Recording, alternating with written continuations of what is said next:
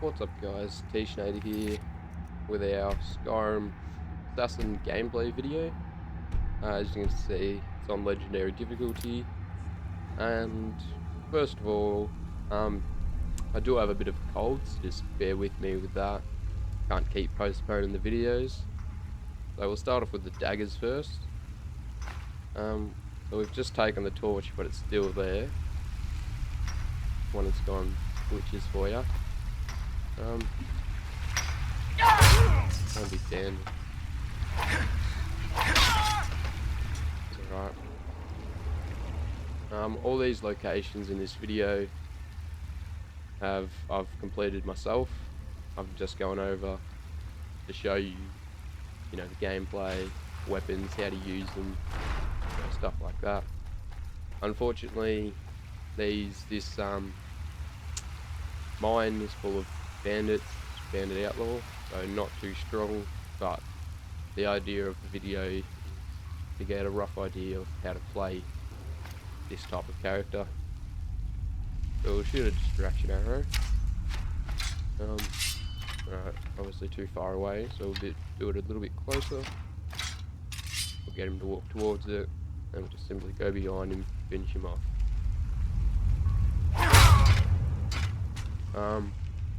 Obviously, if they were all bandit chiefs, we'd still be able to one-shot them as well, because our daggers are that powerful. Don't really need to collect anything, but I hate just skipping past gems and stuff. They're the most valuable. You can see we're taking more lights. You don't really need to, because our sneak's already at 100. But if you've only just started, definitely I would suggest to get rid of all light, because darkness will be your greatest ally if you're playing a sneak character. We'll make our way up here. We'll quickly finish it.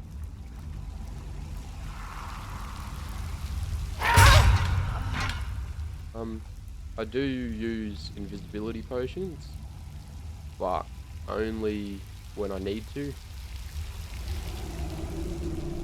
So just because I don't want to waste them. I mean, they're pretty easy to get. You can use 5 ingredients: chorus eggs, nern root, crimson nern roots, ice wraith teeth, and lunar mothwing. That's right. Any of those ingredients cause invisibility, so usually they're pretty easy to collect. Nern root you find everywhere. Lunar mothwings you find at night. Anyways, we've moved on to some giants and mammoths now, something a little bit stronger. And I have used invisibility. I don't really need to, but for the sake of this, it'll be easier. Miss. You don't want to walk too close in case it catches you. So I've favorited my invisibility potion, so that's how I can quickly use it. What about the other one?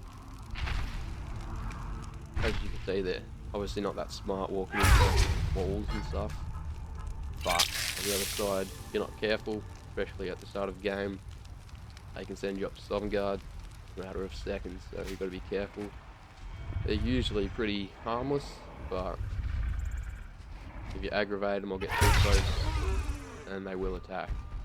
But I believe there's one mammoth one giant, sorry. I think south of Windhelm. And it's... Oh, what's going on here? We've got a mammoth. Looks like he's killed the other mammoth. Gotta die for that. Alright, so it was pretty easy. And that's still just only using the daggers. We'll use some conjuration now. Prove that it's all legendary.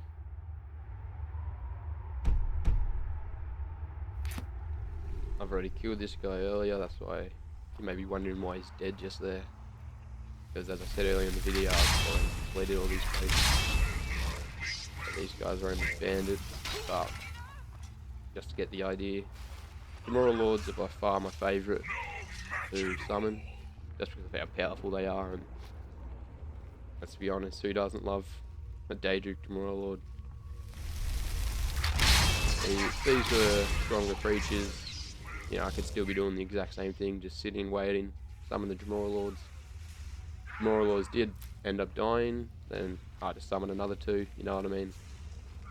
So literally, as soon as you get the Conjuration, you're at a point of unstoppable, especially with invisibility potions.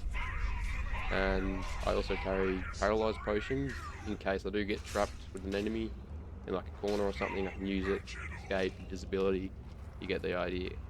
Oh, and as you can see, his head's rolling on the ground just there. That is another reason why I love the Dremora Lords. They get the job done.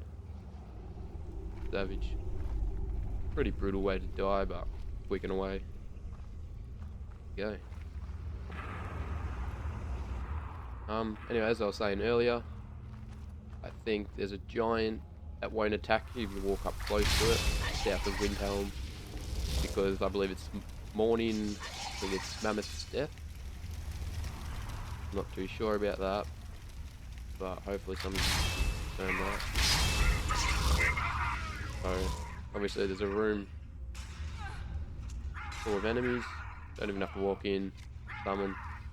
What you can also do is get, if you've got the illusion perk tree, you can get silent casting. So as soon as you get that, won't get detected at all. Will be the easiest stealth assassin character you'll ever play. Now that wolf somehow got around me. Oh, easy to kill. Right. I think we've cleared it. Now we're up to a bandit chief, something a little bit more difficult. Oh, look at that guy, he's just hanging there. Yeah, so the bandit chief obviously will be easy to kill. I think I get any diseases? Oh.